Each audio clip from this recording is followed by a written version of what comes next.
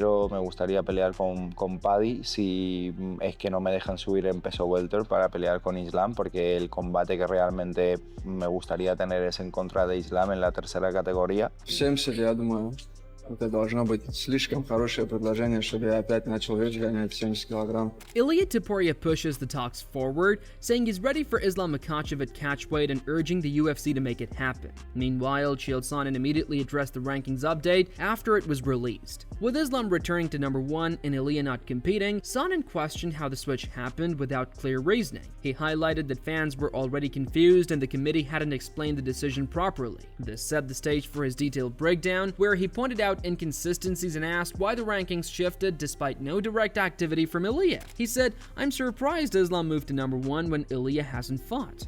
The committee owes an explanation. If beating Jack doesn't make someone number 1 or number 2, then how did Islam jump Ilia without facing him? This is an old argument, but Nate's point makes sense. We shouldn't have removed Islam from the number 1 in the first place, and now the logic doesn't add up. On the other hand, before Ilia Topuria discussed the possibility of facing Islam Makhachev at a catchweight, he explained his current thinking about future matchups. He made it clear that he wants to stay active, but his priority depends on what the UFC allows. This led him to outline 2 options he's considering for his next move, which include fighting Paddy Pimblett or pushing for a higher weight opportunity against Islam. Yo, mira, pues tengo a Paddy en la mente. Me gustaría pelear con Paddy si es que no me dejan subir en peso welter para pelear con Islam, porque el combate que realmente me gustaría tener es en contra de Islam en la tercera categoría. Pero bueno, vamos a ver, a lo mejor hago un combate y después en verano hay alguna fecha en la que sí que me dejen subir de categoría y pueda pelear por el tercer cinturón, o se cree un nuevo cinturón llamado el Pound for Pound en un peso pactado en donde nos encontramos los dos. After sharing his interest in Paddy or Islam, Ilia shifted toward a bigger idea that goes beyond weight classes. He explained that he is open to a special matchup if the UFC wants something new. His focus is on pushing the sport forward, not holding divisions still. This introduced a suggestion of creating a unique belt or catchweight opportunity that brings attention and growth to the UFC as a whole. Y peleamos por ese cinturón de libra por libra. Así que vamos a ver, hay muchísimas opciones, como siempre, y vamos a ver lo que depara el futuro. ¿Sería una petición tuya el hacer un nuevo cinturón? Porque uno de los argumentos en contra de esa pelea es que se estanquen, ¿no? La división del peso ligero y la del welter, la de enfrentar a Islam contra Ilia Topuria.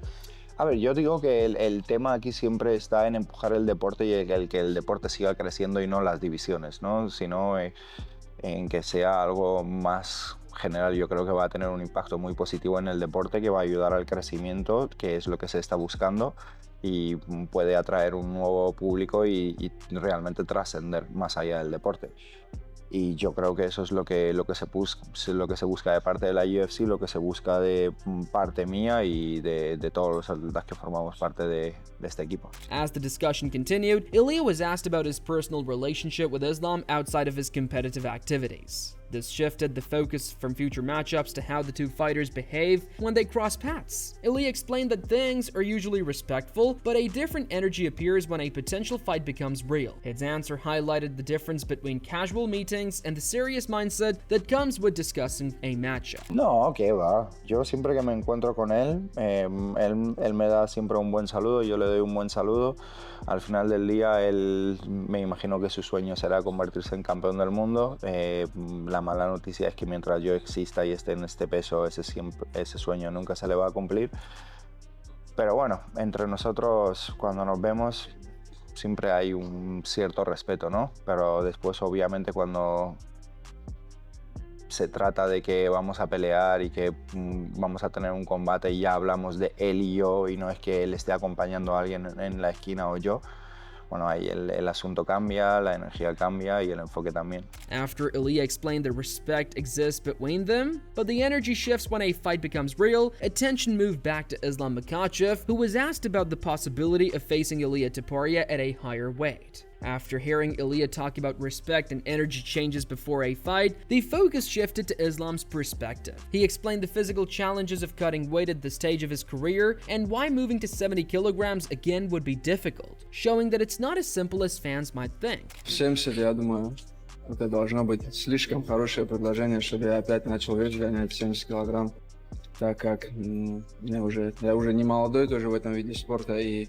каждая вся гонка забирает тоже годы здоровья, и уже не так легко, как раньше вес гонять. Moving on, after Islam Makhachev shared his thoughts on weight challenges, attention turned to his manager Ali Abdelaziz for insight on potential matchups. Reporters asked about past opportunities for big fights and how Ilia Topuria fits into the current landscape. Ali began by reflecting on previous attempts to arrange historic fights, highlighting how timing, retirements, and fighter readiness impacted whether matchups could actually happen.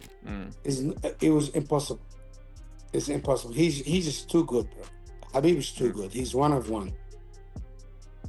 Oh, man. Did it ever get close to happening? Do you remember? Did the UFC ever approach you guys or anything properly, or? Yeah, it was close, but Khabib at the time was retired. Continuing, Ali shifted focus back to the current scene. He emphasized that while past opportunities didn't materialize, the present offers exciting possibilities. Now with Islam active, the chance for top matchups is real. He also pointed out that Ilia needs to build his own legacy first before facing someone at Islam's level, keeping the discussion grounded in the present. Yeah. You know, Just Khabib wanted to do it before he retired, couldn't get it done. George wanted to do it when Khabib was retired. You understand? It was just, listen, George is a great guy, love him. And if this fight would have happened, it would have been amazing. Dana White, credit to him. He really tried to make this fight happen. But, you know, it didn't happen.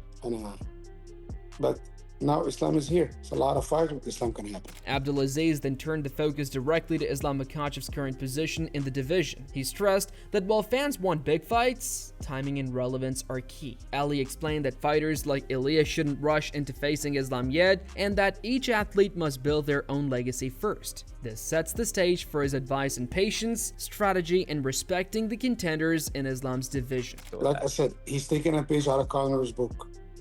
When you're not relevant, you try to make yourself relevant to other people's legacy. He's an unbelievable fighter. He's very skilled, you know, and I think he have a division he have to clear out. And after that, hey, if one day this fight happen. But you have to create your own legacy on your own. You understand? And he is good enough to create his own legacy. I'm not thinking anything, because he's a very skilled fighter. He's a very good fighter. And I really like watching him fight, but, you know, it's not a good time for anyone to fight Islam right now. I'm just being very honest with you. And Islam have a division, has a lot of contender. He has some contender, you know, and we're gonna go from there. But in a way, create your own legacy. Don't jump on other people's hype. After Ali Abdelaziz and other analysts debated rankings and matchups, Daniel Cormier shared his thoughts on the pound-for-pound debate. He focused on why the UFC shuffled Islam Makhachev and Ilia Topuria in the rankings. Cormier explained the logic behind the changes and how being champions in multiple weight classes affects positions. He gave context for why fans sometimes say rank flip-flops is confusing. He said, "I get the point, but I disagree. Islam earned the #1 spot by beating Volkanovski. Then Ilia became a 2-division champ, so the rankings flipped. It made sense at the time, and we even said if Islam wins at welterweight, the rankings would flip again." Cormier clarified how pound-for-pound rankings reflect true skill across weight classes. He highlighted that success at different weights shows a fighter's versatility and talent. His point was that the ranking changes were justified and fair, and they illustrate why Ilia and Islam sit at #1 and 2. This sets up his perspective on how long the rankings should hold. He also said the pound-for-pound rankings reflect skill across weights. Islam succeeded at 155, Ilia at 170. Their flip makes sense. Ilia and Islam at 1 and 2 is correct and should stay until one loses, proving their pound-for-pound status. Adding on, MMA Guru weighed in on the current state of matchups in the UFC, focusing on why certain fights don't make sense right now. He highlighted that not all popular names should be matched immediately. Using Paddy Pimblett and Ilia Topuria as an example, he explained that Ilia is operating at a higher level and that some fights would feel gimmicky rather than legitimate, stressing the need for proper ranking order. On paper, Usman's 1-3 in his last 4 fights. 1 win, 3 losses. Makhachev is at a point now where you can't do that. Yeah. You can't do that fight in my opinion, you mentioned, Pimlet getting a shot. That's why I don't want to see it. Even though Pimlet's coming off wins, you can't do that with Ilia right now. It's gimmicky. It's like, okay, they're big names and it sounds good to the casual fan base. After explaining why some fights would be premature, Guru shifted to his recommendations for upcoming matchups. He outlined a plan that balances fairness, timing, and fighter readiness. His approach ensures that fighters who recently lost get a chance to prove themselves while the division stays structured. He also provided a list of potential fights, showing how each matchup maintains competitive integrity and fan interest. There's an order to be respected here. You've got these welterweights at the moment. I think the next for Makhachev is Ilia. If Ilia wins a fight in January and then they fight at the White House, that is what's good. Because it gives time for welterweight right now. I made a video earlier, yesterday by the time this comes out, where I do every fight to make next. And my matchups were, let me know if you think I'm cooking with these. Okay, good. I want Islam Makhachev, Ilia Topuria. Love it. I want Jack Della Maddalena versus Sean Brady. Ooh, I like that. So he can prove himself in the grappling. I need to see it because that was too much of a loss. So I think that'll be fair. They're both coming off losses as well. Similar time. Both going to have similar time off. Then for the rest of the guys, I want Morales versus Rakhmonov. On the other side, before Chael Sonnen broke down the UFC lightweight landscape, there was uncertainty about who would face Ilia Topuria next. With multiple contenders rising and fans debating matchups, the promotion needed to decide quickly. Chael analyzed the options, explaining how removing some fighters from consideration shifts the decision-making process. He focused on the complexity promoters face when balancing undefeated streaks, fan interest, and potential matchups. That just didn't mean next. Somebody's gonna fight Ilia Topuria, and then coming out the backside of that fight, whoever that somebody is will be determined between Sarukian and Hooker. So when you take Sarukian and Hooker off the board and you're staring at the board and you've got Justin Gaethje saying, hey, it's absolutely got to be me or bust, and you got Paddy the Baddy that's completely undefeated in the UFC plus has an organic face-off, you're put in a pretty interesting position. I mean, you've got a lot of correct answers.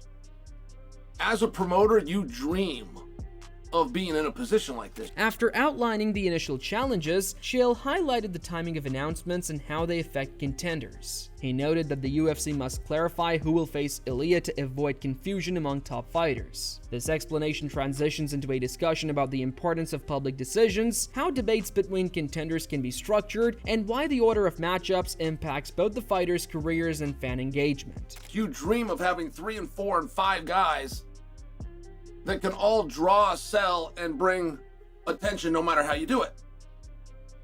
But you also have to pick one, and there's a rumor, and the rumor is that in January on Paramount for their debut, they're going to contest the lightweight championship of the world, which means Ilia Topuria will be there, which means Ilia needs an opponent. Now, while we understand that Sarukian's in front of everybody else, does that mean he's just in front, period? For example, of Paddy, for example, of Gaethje. With the setup clear, Chael explained that a debate-style approach could help decide who should fight next. He said comparing fighters' records, achievements, and past performance is a fair way to rank them. The method is transparent, avoids confusion, and makes the process clear. He also described how a debate between fighters like Gaethje and Paddy could work, keeping it fair and based on real results. And when Sarukian comes, and see the big chance to answer this question and not have to make it a mess, is you just make that announcement, you make that decision, and you put it out publicly prior to this fight.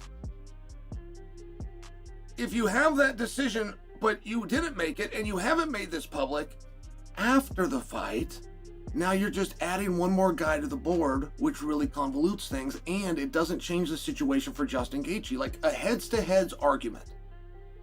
If we were to do a debate, right? Let's say I hosted it over here at Bad Guy Inc. I'm the referee, and I got Justin Gaethje, and he gets 90 seconds, and then Paddy the Baddy gets 90 seconds, and then Justin can respond, and now he gets 60 seconds, and then Paddy right, you understand what the debate is. But if we were to hold one of those over here, a debate between Gaethje and Paddy, an argument between Gaethje and Paddy for supremacy, only using words, only talking about resumes and what I've done. With all the fighters, managers, and analysts weighing in, the situation around Ilia Topuria versus Islam Makhachev is clearer, but still highly anticipated. Islam is ready to push the UFC for a catchweight fight, showing ambition and willingness to take risks. Islam, guided by his manager Ali Abdelaziz, focuses on timing, relevance, and building his own legacy. Analysts like Chael Sonnen and Daniel Cormier confirm that rankings, pound-for-pound status, and past performances justify current positions. The payoff is that fans are witnessing not just a potential fight, but a strategic moment in MMA history where timing, legacy, and skill across divisions all matter. Whether the UFC approves this matchup could reshape the lightweight and welterweight divisions and create one of the most talked about fights of the year. So, who do you think is the edge if Ilia Topuria and Islam Makhachev finally meet at catchweight, and why? Comment below.